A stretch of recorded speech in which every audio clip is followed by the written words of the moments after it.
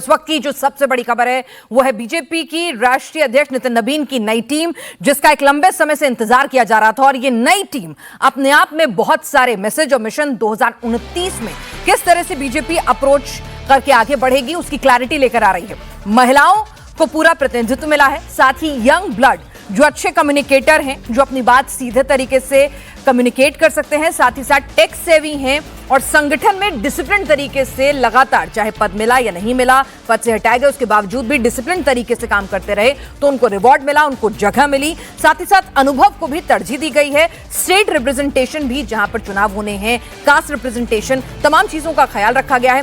कुछ पुराने नामों की वापसी की गई है। वसुंधरा राजे सिंधिया, स्मृति ईरानी की अगर हम बात करें, और ट्रेजरर के तौर पर पीयूष गोयल की वापसी का होना, राम माधव एक बार फिर से उनका मेन टीम में आना, तो ये तमाम नामों को भी डिकोड करेंगे कि किस तरह से इनकी वापसी हुई है और ये जो टीम है किस तरह से जेनजी का जो 40% वोट है जिसको साधने की कोशिश लगातार प्रधानमंत्री नरेंद्र मोदी कर रहे हैं, तो उससे कैसे कम्युनिकेट करेगी, कैसे बात करेगी, किस तरह से ये लोग अग्रेसिव अप्रोच अपनाएंगे और जो दिमागी नक्सल की जो बात की गई है तो उसको किस तरह से केटर करेंगे। यानी कि जो आइडियोलॉजी है बीजेपी की, जो विचारधारा है, उसे सही तरीके से अग्रेसिवली क्लैरिटी के साथ कौन कम्युनिकेट करेगा और टेक के तमाम माध्यमों से कैसे कम्युनिकेट कर सकेगा। तो 2029 के मिशन को देखते हुए कास्ट, स्टेट रिप्रेजेंटेशन, महिला, अनुभव, यंग ब्लड, तमाम चीजों को मिलाकर यहां पर आपको बता दें कि पूरी ये टीम तैयार की गई है। वसुंधरा राजे की वापसी हुई है राष्ट्रीय उपाध्यक्ष के तौर पर। एक लंबे समय से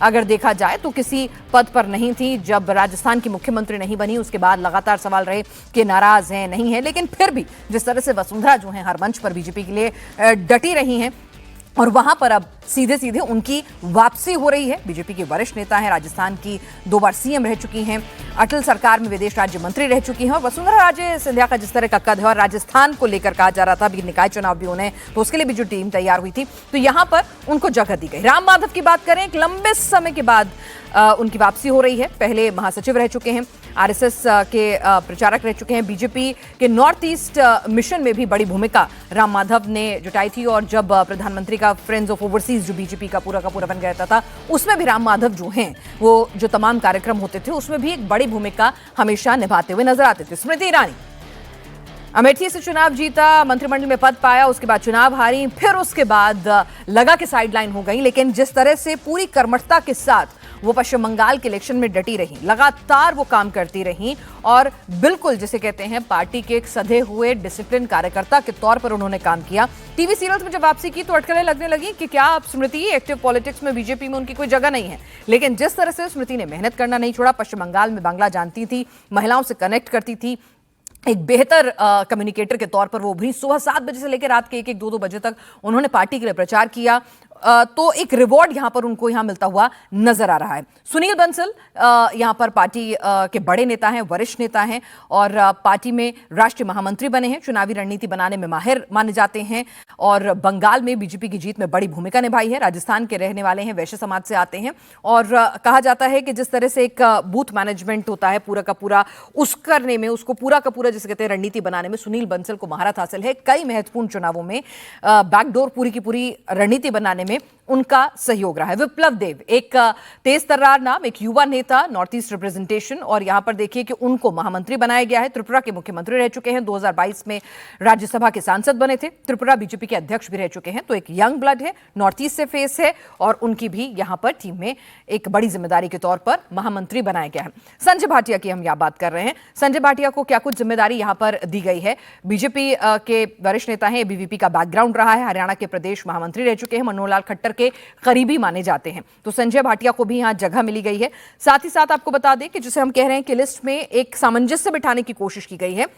जो पॉलिटिकली एज जो होती है उसके हिसाब से जो युवा नेता है, पॉलिटिकल एज हम बात कर रहे हैं, तो उस हिसाब से जो युवा नेता है उनको तरजीह दी गई है। कुछ पुराने नामों की वापसी की गई है, कुछ पुराने नाम, हालांकि मैक्सिमम जो पुराने लोग हैं उनको हटा दिया गया है। नितिन नबीन की टीम जो है काफी नबीन है, यानी कि काफी नई टीम उन्होंने अपनी यहां पर बनाई है और पार्टी का सीधा सीधा क्लैरिटी है पार्टी की। नितिन नबीन को भी यहां अध्यक्ष पद पर बनाना, इतने कम उम्र के राष्ट्रीय अध्यक्ष जो है वो किसी भी पार्टी के नहीं है। तो मैसेज क्लियर था कि BJP second generation of leaders पर इस वक्त काम कर रही है और जो अपनी टीम है नितिन नबीन की, उसमें जिस तरह से उन्होंने अपने सोशल मीडिया सेल की जो जिम्मेदारी थी अमित मालविया को, उनको हटा दिया गया है, वहां पर भी वापसी हुई है।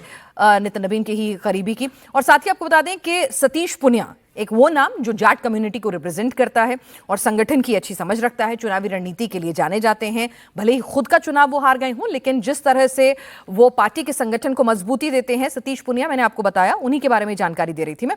तो सतीश पुनिया को भी एक बड़ी जिम्मेदारी यहां पर दी गई है, राष्ट्रीय महासचिव के पद की। राज्यसभा से सांसद हैं, राजस्थान बीजेपी के अध्यक्ष रह चुके हैं, संगठन में अच्छी पकड़ है और यहां पर जाट चेहरे का भी रिप्रेजेंटेशन करते हैं। तो यहां पर सतीश पुनिया को भी टीम में जगह दी गई है, राष्ट्रीय महासचिव के पद पर उनको यह जिम्मेदारी दी गई है। तो आप देखिए कि एक एक करके किस तरह से ये पूरी टीम जो है, और उत्तर प्रदेश से भी कई ऐसे चेहरे आपको बता दें, ब्राह्मण समाज को रिप्रेजेंटेशन दिया गया है।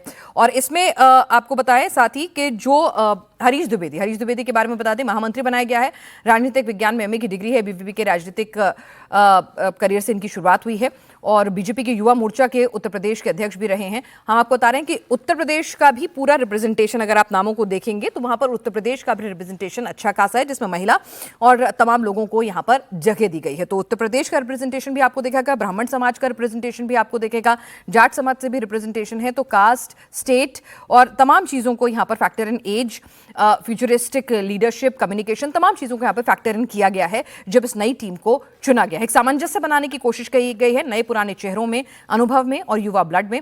इसके अलावा आपको बता दें कि जो जिम्मेदारी में नाम दिए गए, विनोद तावड़े का भी इस टीम में जगह दी गई है। नितिन नबीन की टीम में विनोद तावड़े को जगह दी गई है, साथ ही सुनील बंसल शामिल हैं।